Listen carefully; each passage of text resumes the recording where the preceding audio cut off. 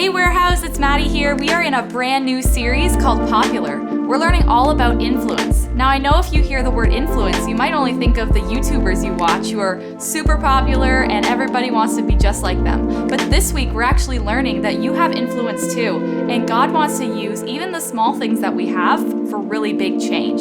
So don't forget, after this experience, check out the activity sheet in the description below, and let's get to worship. See you guys next week.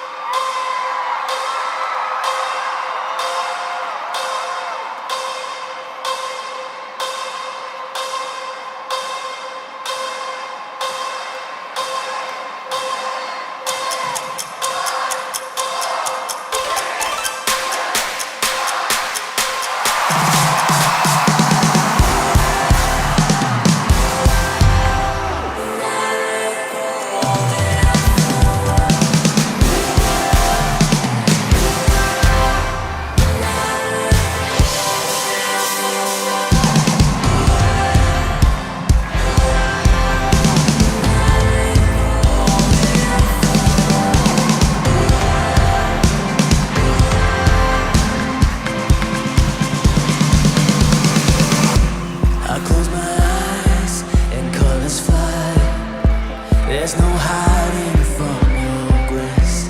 I can't deny your heart from mine, and His unrelenting chase. I was on the edge of deception, caught up in my own hesitation, until your love took over me. Come on. So I let go and I let love show me life like it's supposed to be. An oasis, here awaits us, all the freedom I'll ever need. Now I'm alive. Oh la la, oh la la. When I let go, then I find out. Oh la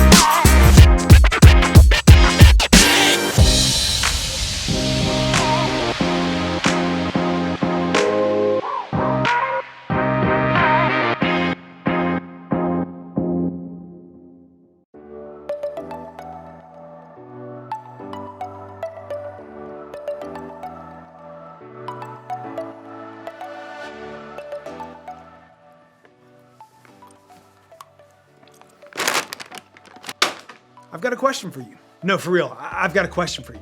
Who do you think is the most famous person on earth?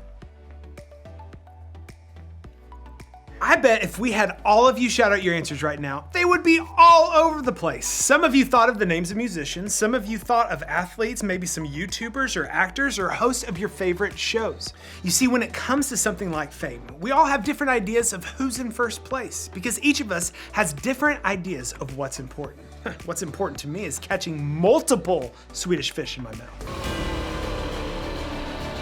If you're not into sports, an NBA athlete isn't going to be a big deal to you. If you don't know much about fashion, you definitely don't know who the best designers are. If you don't watch superhero movies, you don't care about the guy who plays Iron Man. All of these things may be popular, but they just aren't popular with you. Because of that, they don't have a lot of influence over your life. What do I mean by that? Influence is the ability to have an effect on someone else. It's the ability to affect someone else's behavior, thoughts, or choices. And while we may not all agree on what's popular in our world or culture, I think we can all agree on this. Popular people have influence. They have people's attention.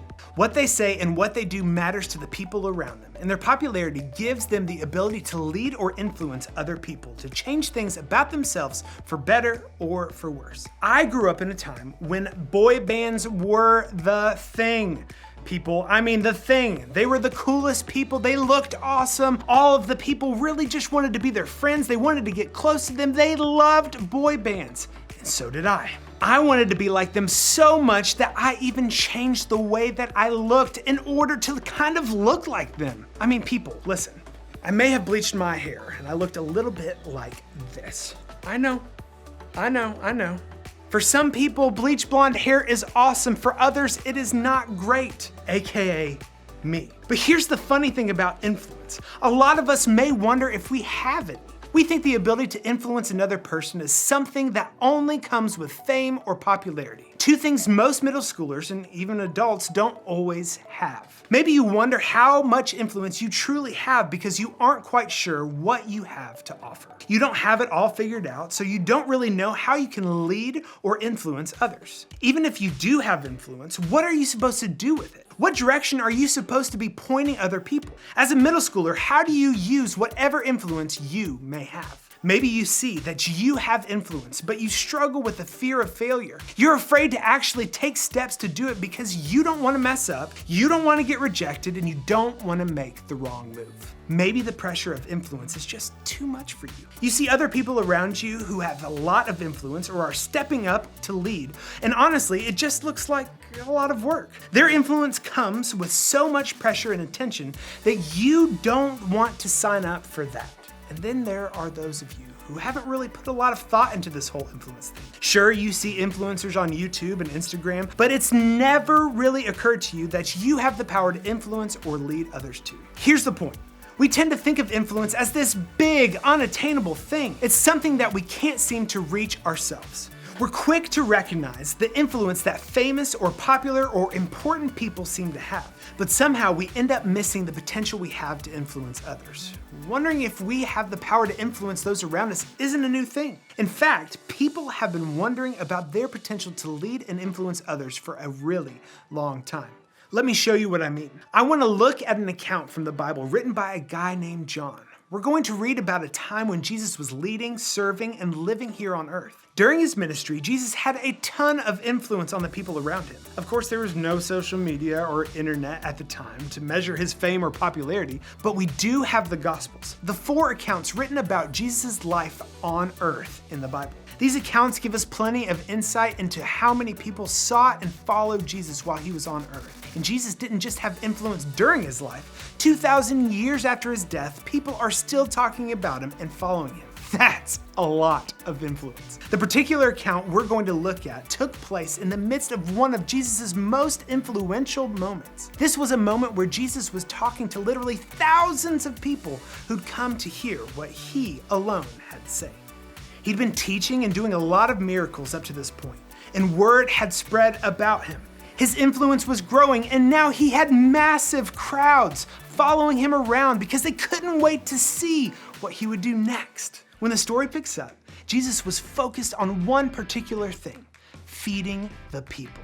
And while I can certainly appreciate a guy who's thinking about food, I can't imagine what it would be like to figure out how to feed thousands of people with nothing in front of you to start with. So let's see what happened. Then Andrew, Simon Peter's brother, spoke up. There's a young boy here with 5 barley loaves and 2 fish. But what good is that with this huge crowd? Tell everyone to sit down, Jesus said. So they all sat down on the grassy slopes. The men alone numbered about 5,000. Okay, so let's pause here for a second. John, the guy who wrote all this down, says that there were about 5,000 men there. That's just one part of the group of people. Imagine how much bigger that number would have been if you would have actually counted the women and children. In the crowd, there was a young boy who had packed dinner. The only problem? This kid only packed a few loaves of bread and some fish. If you can't visualize it, let me help you. You see, this is what he had. He had 5 loaves, and obviously these might be donut holes, and he had 2 fish. And you know, I could have chosen bass, I could have chosen trout, tuna, anything, but I chose the greatest fish alive, the Swedish one. He even talks with an accent. He didn't come prepared to feed thousands. He just came with what little he had for himself. 5 loaves and 2 fish. Here's what happened. Then Jesus took the loaves, gave thanks to God, and distributed them to the people. Afterward, he did the same with the fish, and they all ate as much as they wanted. As much as they wanted? After everyone was full, Jesus told his disciples, "Now gather the leftovers so that nothing is wasted." So they picked up the pieces and filled 12 baskets with scraps left by the people who had eaten from the 5 barley loaves. So the disciples took the young boy's food, 5 loaves of bread and 2 fish, and gave it to Jesus. Jesus prayed over it and started handing it out. Now, if I were this kid, I'd probably be getting a little nervous. Not only did Jesus take his dinner, but he also expected it to be enough for every single person in the crowd to eat. That's like me expecting these candy fish and donut holes to feed all of you. At first glance, this kid didn't seem to have enough to offer, enough to give, enough to do anything worthwhile for these people. He had just had his dinner. That was it. But still, this kid let Jesus use what he had.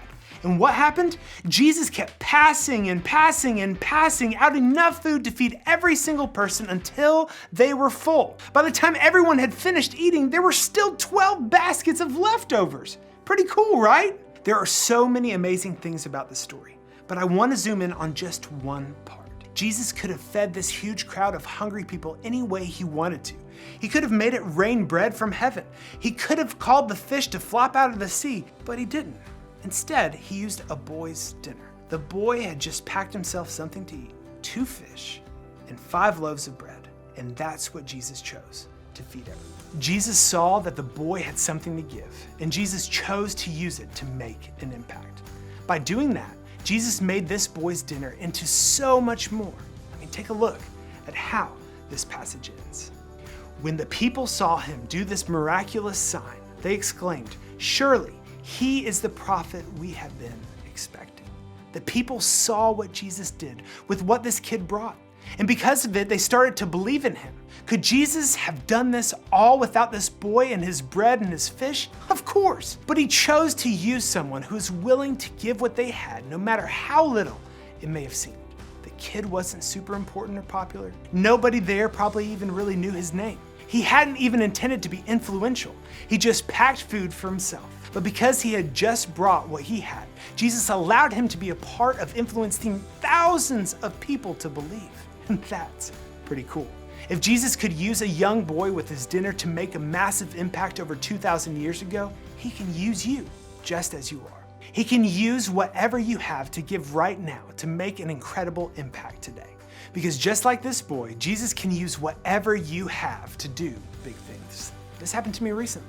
I sent a text to one of my friends, and I was just letting them know that I cared about them and that I was thinking about them and I was praying for them. Little did I know that that person was having a terrible day. It was just a simple text. It was just a simple thought in my head. I wanted them to know that I cared about them and that I was thinking about them. And I didn't really realize what kind of impact that was having on their day. They told me not too long ago that that text, that simple act of kindness is what helped them move forward. Jesus used that small text in a big way for my friend. You don't have to be popular or well-known or famous to have influence. You don't need to have the most followers on Instagram or the most views on TikTok to get it. You don't have to sit with the most people at lunch or be the one everybody wants to sit next to on the bus. You simply have to be willing to let Jesus use what you have. You have to be willing to give whatever you've got for the good of others. If you come to the table with that, I promise Jesus will use your influence to impact the people around you in the best ways. Jesus can use whatever you have to do big things. And today I want to help you start seeing that. For some of you, maybe the best thing you can do today is begin to recognize the influence you have. Maybe it's influence with your family, your teammates, in your friend group, your small group, or even your entire class at school. Maybe it's just one close friend, one kid in your small group, one younger sibling, or one student on the bus you talk to every morning. Either way, it's influence, and you have it. It doesn't have to be thousands of people. It doesn't have to be even dozens. If there's one person in your life who you can lead towards something positive, that's influence. If you're not sure, ask someone you trust to help you see it. A close friend, a parent, your small group leader. Ask them where they see you might have more potential to influence others than you realize. Then, be willing to do something with what you have to offer. Maybe you have time to give to your younger siblings, a seat at the lunch table to offer to a friend, or a weekend to spend away with your small group. Maybe you have a kind word to share with a teammate, a sense of humor to make your mom laugh, or an invitation to church for someone who needs it. Think about it. We all have something to offer to others. And when we're willing to use what we have, that's influence. If you're not sure what you have to give, again, ask someone who's close to you for an idea, because that's a great place to start. Because whether you realize it or not, you've definitely got something. Jesus can use whatever you have to do big things. As we read today in our scripture, just like Jesus turned a single meal into feeding thousands of people, he can just use whatever you have to make a difference. And as you head out, think about this question: what's one area I have influence in?